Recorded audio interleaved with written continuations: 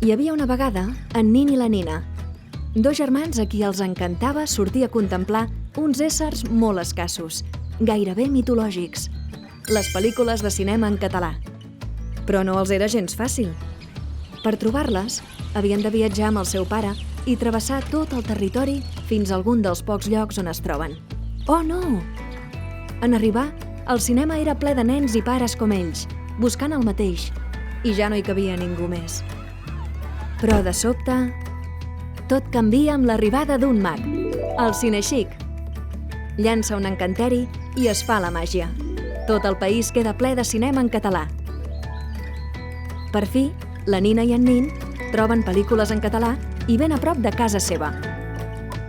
Perquè el Cinexic ha multiplicat el cinema infantil a tot el país.